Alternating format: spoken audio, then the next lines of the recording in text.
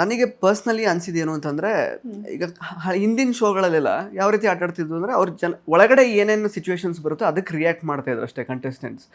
But ಈ particular season ಅಲ್ಲಿ especially ನೀವಾಗಿರ್ಬೋದು ಮತ್ತೆ ಕೆಲವರು ಅಂದ್ರೆ ಓಕೆ ಹಿಂಗ್ ಮಾಡಿದ್ರೆ ಜನಕ್ಕೆ ಈ ತರ ಅಂದ್ಕೊಳ್ತಾರೆ, ಇದರಿಂದ ಕಂಟೆಂಟ್ ಕ್ರಿಯೇಟ್ ಆಗುತ್ತೆ, ಸೊ ಇಲ್ಲಿ ಏನೋ ಮಾಡಿದ್ರೆ ಇದೇನೋ ಜನಕ್ಕೆ ಇಷ್ಟ ಆಗ್ಬೋದು, ಆ ತರ ಯೋಚನೆಯಲ್ಲೇ ಜಾಸ್ತಿ ಸ್ವಲ್ಪ ಓವರ್ ಥಿಂಕ್ ಮಾಡ್ಕೊಂಡು ಹಾಳು ಮಾಡ್ಕೊಂಡ್ರು ಅಂತಾನೆ ಅನ್ಸಿದ್ ನನಗೆ. ಎಸ್ಪೆಷಲಿ ನಿಮ್ ವಿಷಯದಲ್ಲೂ ಅಷ್ಟೇ.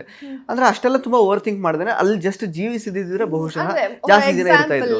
ಫಾರ್ ಎಕ್ಸಾಂಪಲ್ ಯಾವ್ದನ್ನ ಅಂದ್ರೆ ಏನೋ ಒಂದು ಈ ತರ ಕಂಟೆಂಟ್ ಏನಾದ್ರು ಅದ ವರ್ಕ್ ಆಗುತ್ತೆ ಅಂತ ನೀವು ಒಂದೊಂದ್ಸಲ ಮಾತಾಡಿದ್ದಾಗಿರ್ಬೋದು, ಅಥವಾ ಈಗ ಸ್ಪಂದನ ಅವ್ರ ಬಗ್ಗೆನೇ ಓಕೆ ಅವರನ್ನ ಈ ತರ ಏನೋ ಸೀರಿಯಲ್ ಇಂದ ಇದ್ದಿದೆ ಅಂದ್ರೆ ಆ ಕ್ಯಾಲ್ಕುಲೇಷನ್ಸ್ ಎಲ್ಲ ಬಿಟ್ಟು ಓಕೆ ಅದನ್ನ ಹೊರತುಪಡಿಸಿ, ಬಿಕಾಸ್ ಜನ ಏನ್ ಎಕ್ಸ್ಪೆಕ್ಟ್ ಮಾಡ್ತಿದ್ದಾರೆ, they are like watching the Bigg Boss show as ಏನೋ ಒಂದು ಶೋ ಅಥವಾ ಎಂಟರ್ಟೈನ್ಮೆಂಟ್ ಸೀರಿಯಲ್ ತರನೇ ಅದನ್ನು ನೋಡ್ತಾರೆ.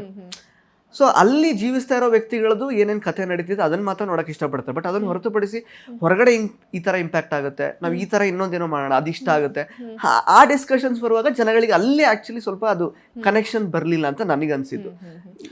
ಅದೇ ನಿಮ್ಗೆ ಹಂಗ ಅನ್ಸ್ಬೋದು.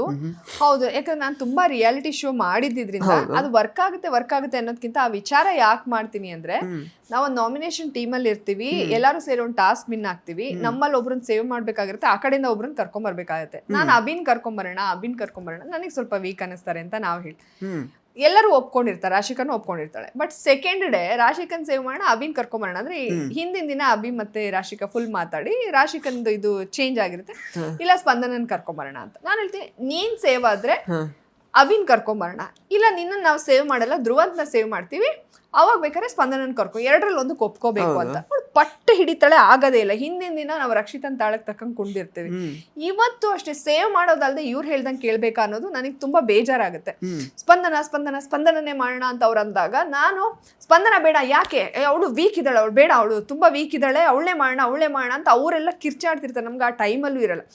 ಸೊ ನಾನು ಆ ಟೈಮಲ್ಲಿ ಏನ್ ಮಾಡ್ತೀನಿ ಅಂದ್ರೆ, ನನಗೆ ಅನ್ಸಿದ್ದು ಅದನ್ನ, ಸ್ಪಂದನ ಬೇಡಪ್ಪ, ಯಾಕಂದ್ರೆ ಅವನು ಡೈರೆಕ್ಟ್ ಫೈನಲಿಸ್ಟ್ ಅಂತ ಮಾಡು ಮತ್ತೆ ಸ್ಪಂದನ ಮಾಡಿದ್ರು. ನಾವು ಇನ್ನೇನು ಸ್ಪಂದನ ಮಾಡು ಎಲಿಮಿನೇಟ್ ಆಗ್ಬಿಡ್ತಾರೆ, ಹೋಗ್ಬಿಡ್ತಾರೆ ಅಂದಾಗ ಇದು ಏನದು ಸೂಟ್ ಕೇಸ್ ಓಪನ್ ಆಗುತ್ತೆ, ಅವಾಗ ಫೈನಲಿಸ್ಟ್ ಅಲ್ಲಿ ಮಾಳುನು ಮಾತಾಡಲ್ಲ, ಸ್ಪಂದನೂ ಮಾತಾಡಲ್ಲ. ಇನ್ಫ್ಯಾಕ್ಟ್ ಸುದೀಪ್ ಸರೇ ಹೇಳಿದ್ರ 5ನೇ ವಾರಕ್ಕೆ ಆಟ ಶುರು ಮಾಡಿದ್ರ ಅಂತ. ಸೊ ಹಂಗಿದ್ದಾಗ ಅವ್ರು ಡೈರೆಕ್ಟ್ ಫೈನಲಿಸ್ಟ್ ಅಂದ್ರೆ ಯಾವ ಬೇಸ್ ಮೇಲೆ ವೋಟಿಂಗ್ ಇದೆ, ಅವ್ರನ್ನ ನೋಡ್ತಾ ಇದಾರೆ. ಸೊ ಅಲ್ಲಿ ನಾನು ಅಭಿನೇ ತಗೊಂಡ ಸ್ಪಂದನ ಯಾಕೆ ಬೇಡ ಅನ್ನೋದಕ್ಕೆ ನಾನು ಅಲ್ಲೊಂದು ರೀಸನ್ ಕೊಡ್ಲೇಬೇಕಾಗಿತ್ತು. ಎಲ್ರನ್ನೂ ಒಪ್ಪಿಸ್ಬೇಕಲ್ಲ, ಯಾಕೆ ಸ್ಪಂದನ ವೀಕ್ ಅವಳೇ ತಗೋಣ ಅಂತ ಅಂದಾಗ, ಇಲ್ಲಪ್ಪ ಅವ್ರಿಗೆ ವೋಟಿಂಗ್ ಇದೆ, ಕಲಾಸೆ ತಗೊಳ್ಳಿ, ಯಾವುದೇ ಒಂದು ಚಾನೆಲ್ ಅಲ್ಲಿ ಯಾರೋ ಒಬ್ರು 3-4 ವರ್ಷ ಒಂದು ಸೀರಿಯಲ್ ಮಾಡಿದಾಗ ಅವ್ರಿಗೆ ಅವ್ರದೇ ಆದ ಫ್ಯಾನ್ ಬೇಸ್ ಇರುತ್ತೆ. ಅವ್ರು ಆಟ ಆಡದೇ ಇರಲಿ, ಅವ್ರು ವೋಟ್ ಹಾಕ್ತಾ ಇರ್ತಾರೆ, ಅದು ವ್ಯೂವರ್ಸ್ ಆಗಿ ಕನ್ವರ್ಟ್ ಆಗಿ ಅದು ನಂಬರ್ಸ್ ಆಗಿ ಕನ್ವರ್ಟ್ ಆಗಿರೋದ್ರಿಂದ ಚಾನೆಲ್ ಒಂದು ಪುಷ್ ಕೊಡುತ್ತೆ, ಒಂದು ಅವಕಾಶ ಕೊಡುತ್ತೆ, ನೆಕ್ಸ್ಟ್ ಬೆಟರ್ ಆಗಿ ಆಟ ಆಡ್ಲಿ ಅಂತ.